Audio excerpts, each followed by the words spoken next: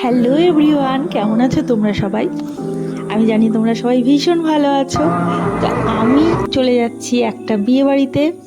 এটা কালকে গিয়েছিলাম আমি, আমার বর আর আমার ছেলে। আমরা দুজন যাচ্ছিলাম আর আমার ছেলে ভিডিও করছিল।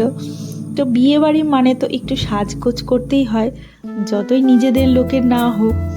তবুও চেনা জানা লোকজনের বিয়ে বাড়িতে গেলেও বিয়ে বাড়িতে একটু না সাজলে তো ভালো লাগে না, না?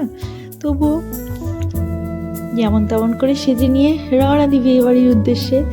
তো বিয়ে বাড়িতে গিয়ে প্রথমে একটু বিয়ে দেখে নিলাম, মালাবাদল, শুভদৃষ্টি এগুলো দেখলাম। তো প্রচণ্ডই ভিড় ছিল, ওই জন্য সামনাসামনি যেতে পারিনি, ভিড় ঠেলে। আর ইচ্ছেও করছিল না, যেহেতু চিনি না জানি না কাউকে। নিজেদের বিয়ে বাড়ি হলে কি সবাইকে চেনা যায়। তো যাই হোক, তো এই যে দেখো, এখন মালাবাদল হবে, শুভদৃষ্টি হবে, একটু দেখে নাও। এবারে আমাদের বিয়েবাড়ি অনেকগুলো নিমন্ত্রণ থাকলেও আমরা সেরকম যাইনি ঠান্ডার জন্য। হ্যাঁ, ওরা গিয়েছে, আমি যাইনি। ঠান্ডার মধ্যে সেজে গুজে যাওয়া আমার কাছে খুবই বিরক্তিকর ব্যাপার।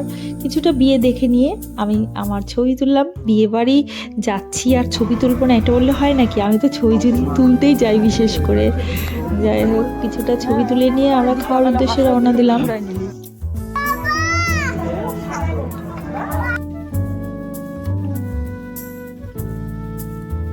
খেতে বসেও কয়েকটা ছবি তুলে নিলাম। ছবি আর ছবি, এটাই আমার মূল উদ্দেশ্য। এটাই আমার বাড়ির লোকজন সবাই বলে যে তুমি ছবি তুলতেই যা হোক। খাওয়া দাওয়া করে চলে এলাম বাড়িতে এসেও ছবি তুললাম, আবার ভিডিও করলাম, আবার ছবি তুললাম।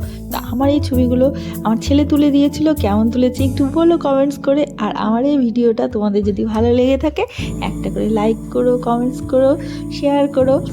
আর আজকের মতো এইটুকুই আমার ভ্লগ। ভালো লেগে থাকলে লাইক করো। Tata, by.